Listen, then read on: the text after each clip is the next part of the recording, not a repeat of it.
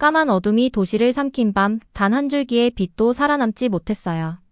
도로는 고요한 무덤처럼 침묵했고 가로등은 차갑게 꺼져 있었죠. 평소 번잡하던 시장 골목은 폐허처럼 텅 비어 있었고 사람들의 불안감이 공기처럼 무겁게 내려앉았습니다. 밤하늘을 가르는 천둥 소리만이 도시의 비명을 대신했었어요. 3달째 이어진 예고 없는 정전은 병원과 가정, 학교를 사슬처럼 옥죄고 있었죠. 전력망을 잠식한 이 미스터리의 진실은 과연 무엇일까요? 오늘의 사연 들어보도록 하겠습니다. 저는 작은 사무실에 혼자 앉아 있었어요. 세대의 컴퓨터 화면이 얼굴을 파랗게 비추고 있었죠. 밖에서는 빗방울이 창문을 두드리는 소리가 일정한 리듬으로 울리고 있었습니다. 눈을 비비며 한 화면에 떠 있는 세계 지도를 바라봤어요. 빨간 핀이 이미 확인했던 지역들 미국, 유럽, 중동을 표시하고 있었죠. 한숨이 나왔습니다. 라고스의 덥고 습한 해안 기후에 맞는 해답은 없었거든요. 책상 위에는 서류 더미가 쌓여 있었어요. 연구 논문, 공급업체 카탈로그, 시험 보고서들이 종이산을 이루고 있었죠. 또 다른 PDF 파일을 클릭했었습니다. 사막 지역 송전선에 대한 보고서였죠. 사막용 케이블은 고온에서는 견디지만 건조한 공기용이었고 산악 지역 케이블은 한랭지용이었어요. 눈을 감고 뒤로 기댔습니다. 부드러운 노크 소리가 생각을 끊었죠. 인턴 라아다비가 고개를 내밀었어요. 안경 위로 흘러내린 검은 머리가 인상적이었죠. 태블릿을 들고 있었습니다. 피곤해 보이세요? 그녀가 부드럽게 말했었어요. 맞아요, 제가 고백했죠. 수백 편의 논문을 읽었지만 우리 기후와 땅에 맞는 건 없었어요. 그녀는 태블릿을 제 책상에 올려놓았습니다. 이 한국 학술지 논문을 한번 보세요. 그녀가 말했었어요. 제가 KAIST 수업에서 저장해 뒀던 건데요. 링크를 클릭했었어요. 제목은 극한 기후용 다층 절연 HVDC 케이블 한국 사례 연구였습니다. 저는 찡그렸었죠. 한국? 휴대폰이나 자동차는 잘 만들지만 전력 케이블도 하나요? 라아다비가 미소 지으며 화면을 톡톡 두드렸습니다. 네. 한국도 겨울에는 춥고 여름에는 덥고 염분이 많은 해안가가 있어요. 케이블을 섭씨 영하 20도부터 70도까지 테스트했고 나노 세라믹 코팅을 사용했대요. 전압 유지율 99.9%래요. 저는 앞으로 몸을 숙이고 논문을 넘겼습니다. 저자들이 폭풍과 염분이 케이블을 때리는 바다 옆 도시에서 연구했다는 내용을 읽었죠. 케이블을 해저에 묶고 험준한 언덕을 넘어가게 했어요. 절연체가 여러 겹으로 되어 있고 각 층이 더 강력했죠. 미세한 세라믹 입자들이 습기와 열을 차단한다는 설명이 있었습니다. 책상 램프가 깜빡였었어요. 완벽하게 작동한 5년간의 기록이 있었죠. 단 한 번도 고장나지 않았습니다. 저는 속삭였어요. 독일 친구들은 이런 조건에서 테스트해 보지 않았었어요. 라아다비가 고개를 끄덕였죠. 한국이 도울 수 있을 거예요. 저는 일어섰습니다. 창문 밖으로 비치는 라고스의 불빛을 바라봤어요. 해안가를 따라 새 케이블이 깔리는 모습을 상상했죠. 병원과 가정의 불빛이 계속 켜져 있는 모습을요. 그들에게 연락해야겠어요. 제가 말했습니다. 저자들과 직접 이야기해야 해요. 라아다비의 눈이 반짝였었어요. 제가 한국어 조금 할 수 있어요. 도와드릴게요. 우리는 논문 책임 엔지니어와 화상통화를 준비했습니다. 화면에 흰 가운을 입은 키 큰 남자가 나타났고 뒤에는 두꺼운 케이블이 감긴 릴과 시험 장비들이 보였습니다. 제가 소개했죠. 저는 라고스의 아데오코 우체입니다. 저희 케이블이 열과 습기, 염분 때문에 금이 가고 있어요. 논문에서 해결책을 봤는데 자세히 설명해 주실 수 있나요? 그가 미소 지으며 설명을 시작했습니다. 화이트보드에 도면을 그리면서 각 절연층과 나노 세라믹 코팅을 설명해 주셨죠. 저는 메모를 하며 그의 한마디 한마디가 구명줄처럼 느껴졌었어요. 통화가 끝난 뒤 저는 라아다비에게 말했었어요. 이게 통할 것 같아요. 디자인을 라고스에 맞춰 적용할 수 있겠어요. 그녀가 활짝 웃었죠. 도움이 됐어서 다행이에요. 제 안에 희망이 싹트는 것을 느꼈습니다. 비가 여전히 내리고 있었지만 제 마음속의 폭풍은 잦아들고 있었어요. 서류 더미를 정리하며 사막과 산악 보고서를 덮었습니다. 새로운 파일을 열었죠. 한국 HVDC 디자인. 내일은 제조업체에 메일을 쓰고 테스트 계획을 세울 겁니다. 어둠과 싸워 라고스의 빛을 되찾을 길을 찾았으니까요. 그리고 오늘 밤 저는 잘 수 있을 것 같았습니다. 해가 뜨기 전 저는 일어나 있었습니다. 창문 밖 도시는 여전히 조용했죠. 새벽 빛이 커튼 사이로 스며들었어요. 어제 발견이 암흑 속 작은 불꽃 같았기에 저는 그것을 이어가고 싶었습니다. 노트북을 켜고 빈 이메일 화면을 바라봤습니다. 손가락이 키보드 위에 맴돌았죠. 라고스 지하에 묻힌 케이블, 전력이 끊겼던 병원, 얇은 이불 아래서 떨던 아이들이 떠올랐습니다. 깊게 숨을 들이쉬고 타자를 치기 시작했어요. 제목 라고스 전력 케이블 지원 요청. 한파워팀께 저희 도시의 전력 케이블은 열과 습기, 염분 때문에 계속 고장나고 있습니다. 귀사의 다층 절연 케이블 논문을 확인했습니다. 함께 논의할 수 있을까요? 맞춤형 솔루션이 필요합니다. 감사합니다. 아데오코 우체드림. 메시지를 재확인했어요. 짧고 간결했죠. 전송을 클릭하자 제 심장이 빠르게 뛰었습니다. 메일이 인터넷 속으로 사라졌습니다. 노트북을 닫고 창가로 걸어갔었어요. 이른 가판대 몇 곳이 장사를 준비하고 있었습니다. 튀긴 플랜테인과 갓 구운 빵 냄새가 거리 아래에서 올라왔죠. 깊게 숨을 들이켰습니다. 도시는 깨어나고 있었어요. 점심때까지 답장을 기대했지만 한파원은 큰 회사라 바로 답이 오지 않을 수도 있었습니다. 저는 노트북을 다시 열고 받은 편지함을 확인했습니다. 아무것도 없었어요. 시계를 보니 오후 2시 45분이었습니다. 몸을 일으켜 스트레칭하며 라아다비에게로 걸어갔습니다. 아직 안 왔나요? 제가 물었죠. 그녀가 화면에서 눈을 떼지 않고 대답했어요. 아직이네요. 아마 바쁠 거예요. 아니면 답장 쓰고 있을지도요. 그녀의 차분한 말에 저도 조금 안심했습니다. 다시 책상으로 돌아와 화면을 바라보고 있었어요. 그때 책상 위 휴대폰이 딸랑하고 울렸습니다. 저는 깜짝 놀라 휴대폰을 집어들었죠. 발신인은 김민수였습니다. 제 손이 떨리며 메일을 열었습니다. 제목은 레이 라고스 전력 케이블 지원 요청이었습니다. 우체 씨께 귀하의 문제를 진지하게 다루고 있습니다. 도시의 기후 데이터, 케이블 사용 이력, 지도를 공유해주세요. 맞춤 제안을 준비하고 화상회의를 진행하겠습니다. 감사합니다. 김민수 드림 한파워 국제협력팀장. 제가 믿을 수 없었습니다. 그들은 우리의 데이터를 요청했고 도울 준비가 되어 있었습니다. 저는 라아다비를 바라보며 소리쳤죠. 답장이 왔어요. 그녀의 눈이 반짝였어요. 정말 대단해요. 라아다비가 환하게 웃었죠. 도시의 데이터와 지도를 보내야 해요. 제안을 준비할 거래요. 제가 외쳤습니다. 그녀는 손뼉을 쳤어요. 한국은 정말 빠르네요. 마음속에 희망이 다시 피어났습니다. 몇 달간의 어둠 끝에 마침내 길이 보였어요. 며칠 내로 데이터를 보내고 곧 새 케이블이 도착할 수도 있겠다는 생각에 가슴이 뛰었습니다.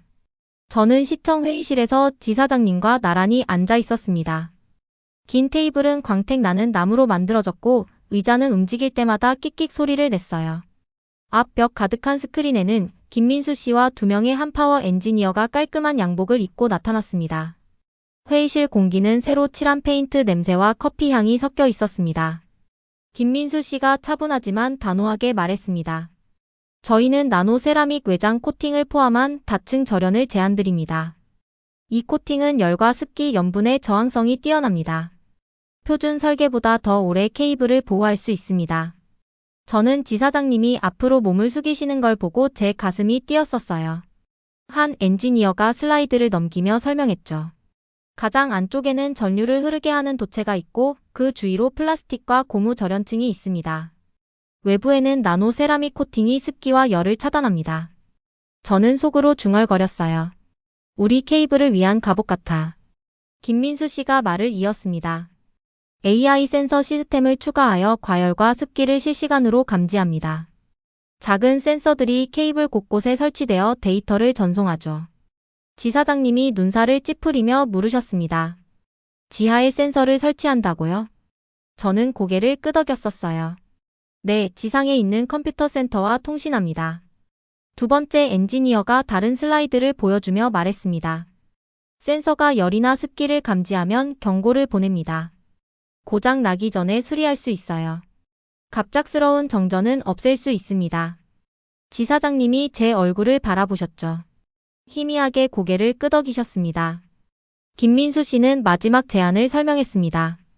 디지털 트윈을 구축해 전력망의 가상 모델을 만듭니다. 폭풍이나 폭염, 연분 바람을 모델에 시뮬레이션하여 실제 발생 전에 약점을 찾고 보완할 수 있습니다. 지사장님은 다시 한번 깊게 생각하시는 듯 눈살을 찌푸리셨다가 이내 부드럽게 미소 지으셨어요. 정말 획기적이군요. 제가 조용히 속삭였어요. 고장 나기 전에 문제를 볼 수 있어요.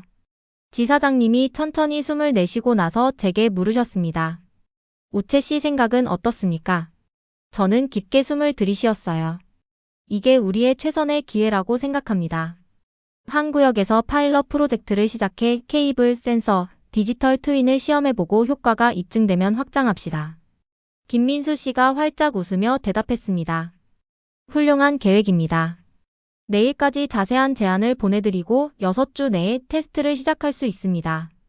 제 어깨에 놓인 무거운 짐이 한순간에 가벼워지는 느낌이었어요.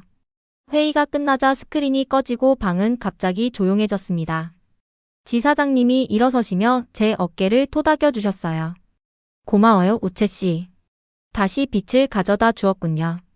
저는 천천히 서류를 챙기며 창밖의 라고스 거리를 바라봤습니다. 노을빛이 하늘을 주황빛으로 물들이고 있었어요. 제 가슴 속에는 하늘에서 비치는 빛처럼 새로운 희망이 가득했습니다. 우리는 곧 도시의 전력을 되찾아올 것입니다. 한 달이 지나고 저는 라하다비와 함께 서울행 비행기에 탔습니다. 엔진이 윙윙거릴 때마다 제 심장이 뛰었어요. 창문에 이마를 대고 구름을 바라봤죠. 라고스의 복잡한 거리와 깜깜했던 밤이 떠올랐습니다. 반대편에서는 어떤 풍경이 펼쳐질지 궁금했습니다. 인천공항에 도착하자 모든 것이 깨끗하고 매끄럽게 느껴졌습니다. 자동 입국 심사 게이트가 순식간에 여권을 스캔했고 실시간 기차 시간표가 밝은 화면에 떠 있었어요. 단정한 유니폼을 입은 직원들이 웃으며 길을 안내해 주었습니다. 라하다비가 속삭였죠. 미래에 와 있는 것 같아요. 저도 같은 흥분을 느꼈습니다. 우리는 고속열차역으로 향했고 곧 시속 300km에 가까운 속도로 달리는 열차에 몸을 실었습니다. 창밖으로는 녹색 논밭이 번갈아 가며 지나갔고 멀리 산들이 보였습니다. 기차는 부드럽게 달렸고 차창에 손을 대면 시원함이 전해졌습니다. 라하다비는 태블릿을 두드리며 20분 후에 한파워 본사에 도착해요. 라고 알려주었죠. 한파워 본사는 유리와 강철로 지어진 웅장한 건물이었습니다.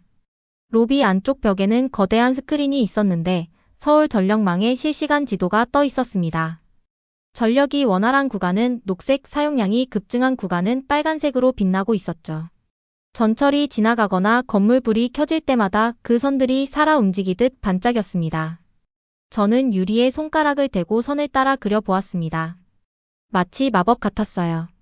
친절한 직원이 우리를 연구소로 안내했어요. 문이 열리자 거대한 시험 챔버들이 줄지어 있었습니다. 한 챔버에는 케이블 한 가닥이 금속 드럼에 감겨 있었고 내부 온도를 섭씨 80도로 올린 뒤 염수를 분무하고 있었죠. 물방울이 코팅을 타고 흘러내렸습니다. 다른 챔버에서는 케이블이 영하 40도에서 시험을 받았습니다. 문이 열리자 케이블은 멀쩡했어요. 저는 눈을 깜빡이며 믿을 수 없었죠. 라하다비가 작은 목소리로 말했습니다. 모든 시험을 통과했어요. 김민수 씨가 나타나 미소 지으며 우리를 제어실로 데려갔습니다. 여러 대의 모니터가 줄지어 있었고 엔지니어들이 화면을 주시하고 있었죠. 자연이 던지는 모든 조건을 넘어서서 시험합니다. 그가 말했어요. 전력이 계속 유지되어야 사람들의 안전이 지켜집니다. 저는 그의 말이 가슴 깊이 와닿았습니다. 흰 가운과 안전 고글을 쓴 과학자들이 목적의식을 가지고 움직이고 있었어요. 한 명이 손을 흔들며 환영 인사를 해 주었습니다. 김민수 씨는 AI 센서 시스템을 보여주었습니다. 케이블에 작은 장치들이 부착되어 있고 모니터에는 온도, 습도, 압력 데이터가 실시간으로 그래프로 나타나고 있었죠. 센서가 변화를 감지하면 경고를 보냅니다. 그가 설명했어요. 블랙아웃이 발생하기 전에 문제를 해결할 수 있습니다. 저는 눈가가 뜨거워졌습니다. 라고스의 어두운 밤, 발전기에 의존하던 병원, 얇은 이불 아래서 떨던 아이들이 떠올랐어요. 한국은 기술뿐 아니라 사람들을 생각하며 일하고 있었습니다.